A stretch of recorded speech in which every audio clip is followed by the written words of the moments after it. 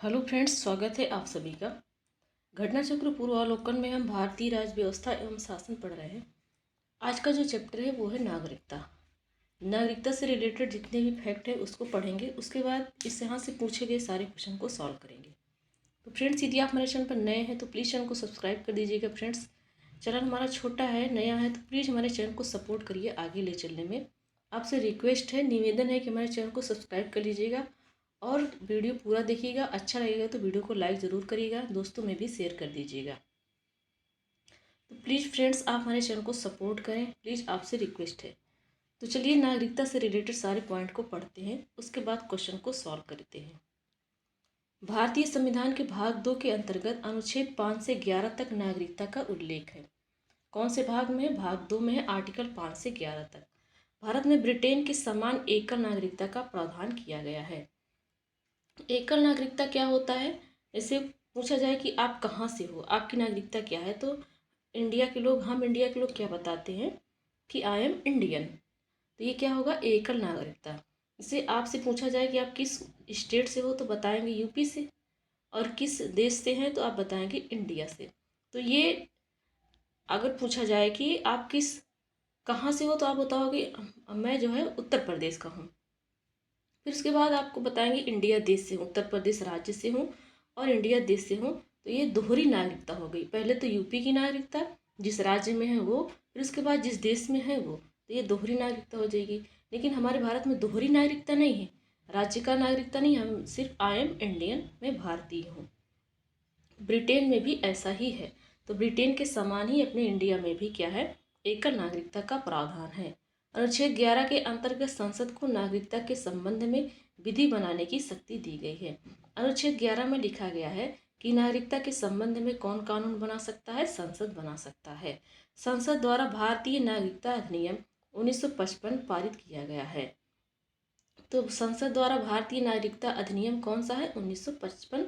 ये भारतीय नागरिकता का एक्ट है जो संसद इसको पारित किया है। भारतीय नागरिकता 5 प्रकार से प्राप्त की जा सकती है। या तो जन्म से, या आपका जन्म है तो आप भारत के नागरिक हैं। वंश परंपरा से, जैसे आपका कोई वंश परंपरा से चला आ रहा है जो भारत के थे, तो वो से आप भी क्या होंगे? भारत के नागरिक होंगे। पंजीकरण, जैसे बाहर किसी दूसरे देश के हैं, पंजीकरण करा के आप भारत में आ सकते हैं तो आपको भारत की नागरिकता मिल जाएगी। देशीकरण से भी मिल जाएगी। अर्जित भूमि के समामेलन में, जैसे कि मान लेते हैं कि नेपाल देश है, नेपाल देश को की भूमि को भारत में मिला दिया गया, तो अब नेपाल के लोग क्या कहलाएंगे? भारत की नागरिक कहलाएंगे। देशीकरण, किसी चीज़ का अपने देश में ले लेंगे तो क्या हो जाएगा? नेचुरलाइजेशन किया जाएगा तो क्या हो जाएगा? भारत की नागरिकता मिल जाएगी। भारतीय नागरिकता का अंत या लोप 3 प्रकार से होता है। आपकी नागरिकता भारत से आपकी नागरिकता का अंत हो सकता है, वो 3 प्रकार है। पहला, किसी अन्य देश की नागरिकता आप ग्रहण कर लेंगे तो भारत की नागरिकता खत्म हो जाएगी। नागरिकता आप खुद से त्याग देंगे तो क्या हो जाएगा? भारत की नागरिकता खत्म। सरकार द्वारा वंचित करने पर, यदि आपको सरकार वंचित कर देती है तो आपकी भारत की नागरिकता खत्म हो जाएगी। अनुच्छेद 6 में पाकिस्तान से भारत को प्रव्रजन करने वाले कुछ व्यक्तियों की नागरिकता के अधिकार में संबंध है। तो किस आर्टिकल में? आर्टिकल 6 में कहा गया है कि पाकिस्तान से यदि लोग भारत में आते हैं तो भारत में आने वाले कुछ व्यक्तियों की क्या किया गया है? नागरिकता के अधिकार के बारे में, कैसे उनको भारत की नागरिकता मिलेगी, इसके बारे में आर्टिकल 6 में लिखा गया है। अनुच्छेद 7 में पाकिस्तान को प्रव्रजन करने वाले कुछ व्यक्तियों की नागरिकता के अधिकार के बारे में उपबंध है। पाकिस्तान को प्रव्रजन करने वाले कुछ व्यक्तियों की नागरिकता के अधिकार के बारे में आर्टिकल 7 में है। अनुच्छेद 8 में भारत के बाहर रहने वाले भारतीय उद्भव के कुछ व्यक्तियों की नागरिकता के अधिकार के बारे में उपबंध है।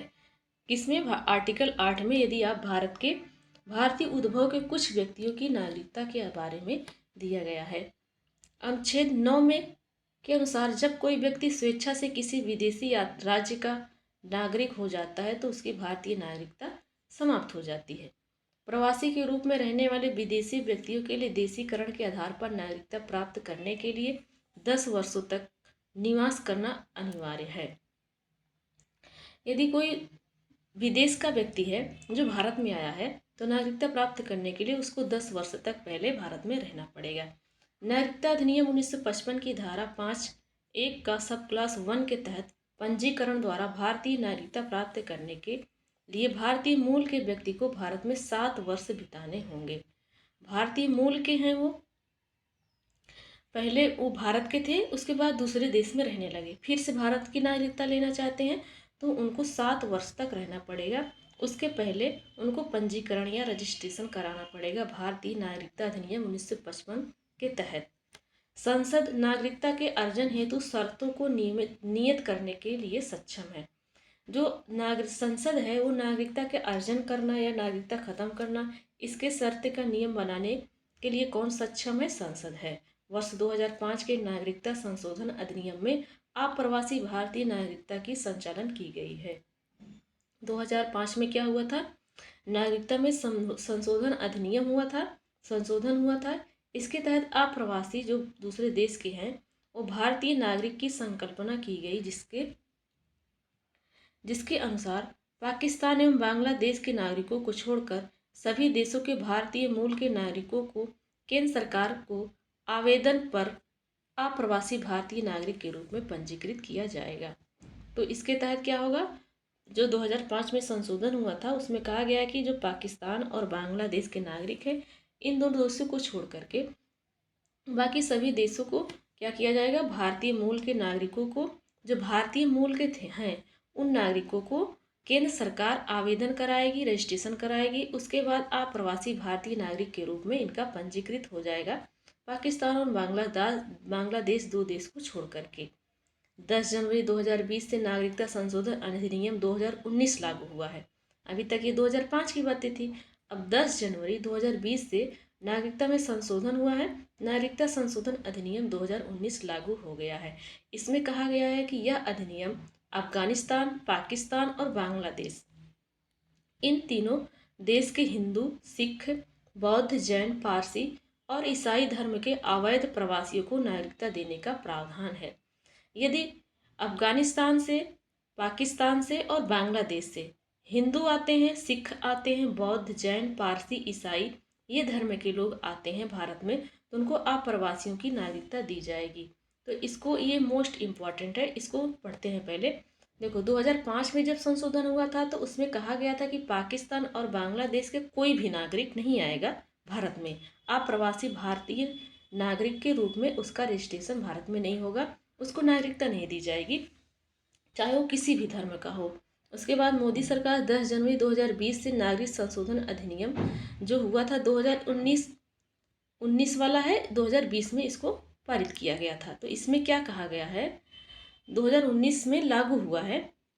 इसमें कहा गया है कि जो पाकिस्तान है, बांग्लादेश है, अफगानिस्तान है, इन तीनों देशों के हिंदू, सिख, बौद्ध, जैन, पारसी, ईसाई धर्म के लोग भारत में आएंगे तो उनको आप प्रवासियों की नागरिकता दी जाएगी रजिस्ट्रेशन के माध्यम से। इसके पहले किसी भी धर्म को लोग के आने का जो है प्रावधान नहीं था।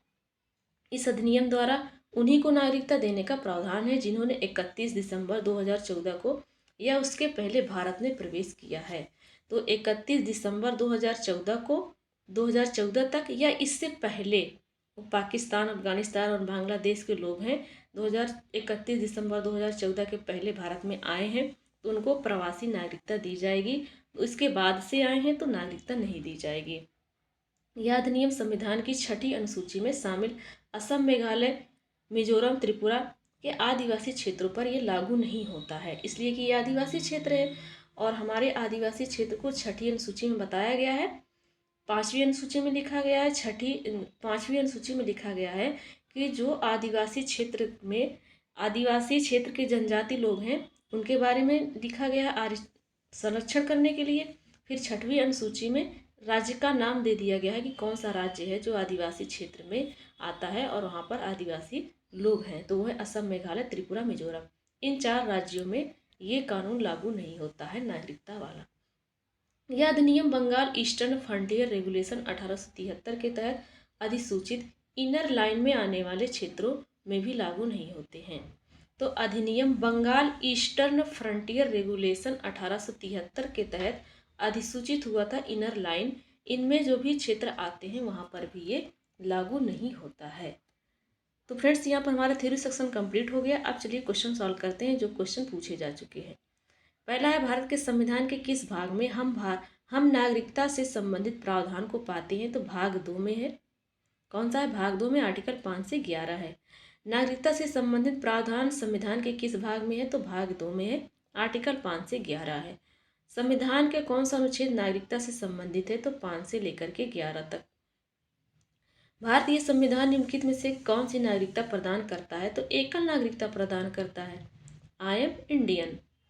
अगला है, देखो, अमेरिका की भांति संघ एवं राज्य की दोहरी नागरिकता भारत में प्रचलित नहीं है।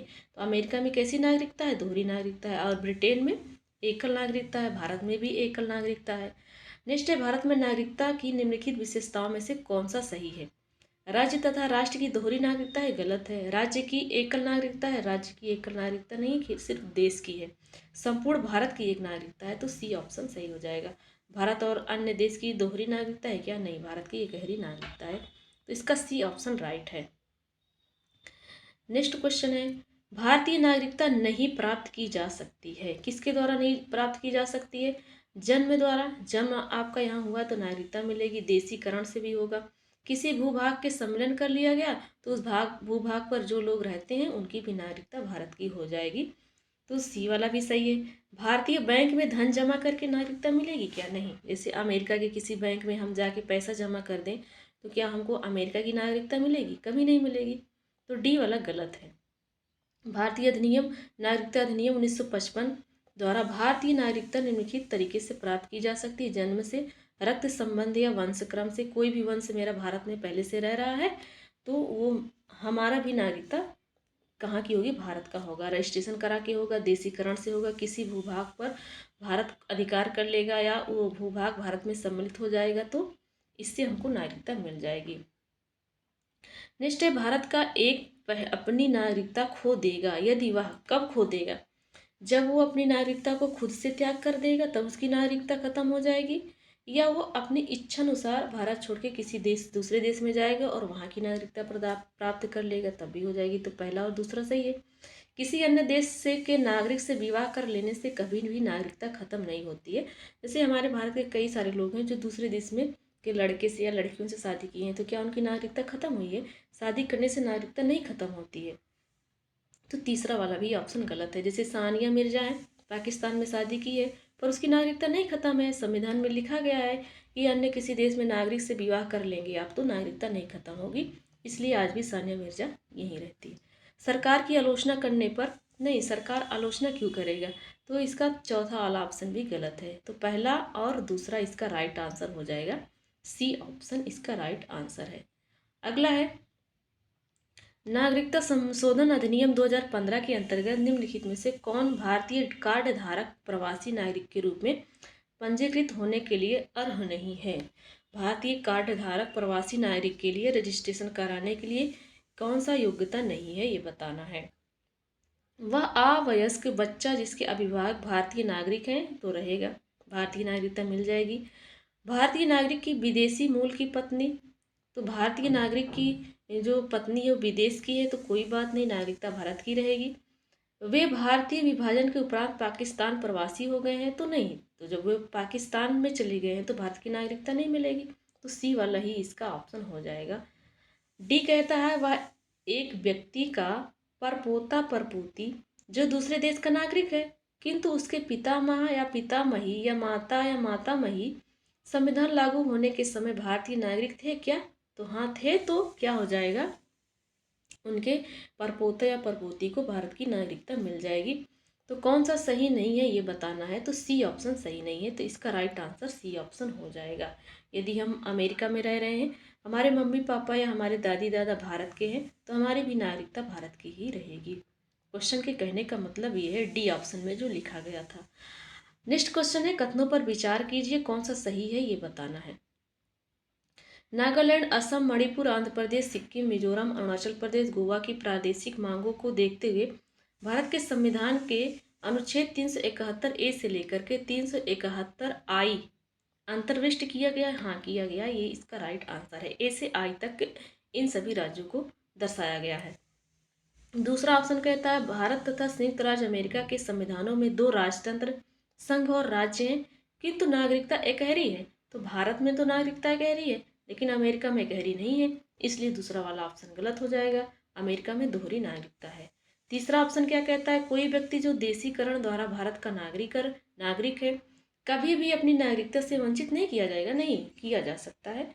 यदि वो देशद्रोही है या दूसरे देश के लिए मर मिटता है तो उसको उससे भारत की नागरिकता छीन ली जाएगी। भारत सरकार उससे नागरिकता छीन लेगा, या तो स्वेच्छा से छोड़ दे या तो छोड़ने वाला काम करेगा, तब उसकी नागरिकता खत्म कर दी जाएगी, भले वो देशीकरण से क्यों नहीं आया है। तो दूसरा वाला भी गलत है, तीसरा वाला पहला वाला सही है। तो इसका आंसर हो जाएगा केवल एक सही है, डी ऑप्शन राइट है। नेक्स्ट क्वेश्चन है, किस देश में दोहरी नागरिकता का सिद्धांत स्वीकार किया गया है? तो अमेरिका में दोहरी नागरिकता का सिद्धांत है। नेक्स्ट क्वेश्चन है, निम्न में से कौन नागरिकता के अर्जन हेतु शर्तों को नियत करने के लिए सक्षम है? तो संसद नियत कानून बनाने के लिए नागरिकता से रिलेटेड किसके पास सकती है? संसद के पास सकती है। अगला क्वेश्चन है, जैसे वो क्या है कि यदि वो प्रवासी है, प्रवासी नागरिकता अधिनियम के तहत वो उसको पहले भारत में 7 वर्ष रहने पड़ेगा, अन्यथा 10 वर्ष रहना पड़ेगा। नागरिकता अधिनियम 1955 की धारा 5 की 1 के ए के तहत ये बात कहा गया है। नेक्स्ट क्वेश्चन है, नागरिकता अधिनियम 1955 के अंतर्गत पंजीकरण द्वारा भारतीय नागरिकता प्राप्त करने के लिए भारतीय मूल के व्यक्ति को भारत में कितने वर्ष बिताने पड़ेंगे? तो भारत में 7 वर्ष बिताने पड़ेंगे यदि वो भारतीय मूल का प्रवासी व्यक्ति है, तो 7 वर्ष, वरना 10 वर्ष। निम्नलिखित में से भारत में नागरिक निर्धारण का विशिष्ट अधिकार किसे प्राप्त है? तो नागरिकता निर्धारण का विशिष्ट अधिकार किसको प्राप्त है? तो ये संसद को प्राप्त है, जो कि ऑप्शन में नहीं है। नेक्स्ट क्वेश्चन है, नागरिकता संशोधन अधिनियम विधेयक 2019 संसद से कब पारित किया गया था? तो 11 दिसंबर 2019 को पारित किया गया था, तो ये लागू हो गया था। अब इसके बारे में हम पूरा डिटेल में पढ़ चुके हैं फ्रेंड्स। राष्ट्रपति ने इस विधेयक को 12 दिसंबर 2019 को मंजूरी प्रदान की थी और ये संसद से 11 दिसंबर को पारित हुआ था। अगले ही दिन राष्ट्रपति इस पर पारित कर दिए थे और यह विधेयक अधिनियम बन गया। 10 जनवरी 2020 से नागरिकता संशोधन अधिनियम 2019 का जो अधिनियम था, इसको 2020 में जनवरी 2020 में लागू कर दिया गया था। ये मोस्ट इम्पॉर्टेंट है। नागरिकता संशोधन कब कानून पारित हुआ था? तो ये पारित हुआ था 11 दिसंबर 2019 को, और राष्ट्रपति इस पर कब हस्ताक्षर किए थे? 12 दिसंबर 2019 को, और पूरे देश में लागू कब हुआ था? 10 जनवरी 2020 को। तो फ्रेंड्स, नागरिकता से रिलेटेड जितने क्वेश्चन थे उसको हम लोगों ने पढ़ लिया है फ्रेंड्स। चलिए मिलते हैं नेक्स्ट वीडियो में। Thanks for watching.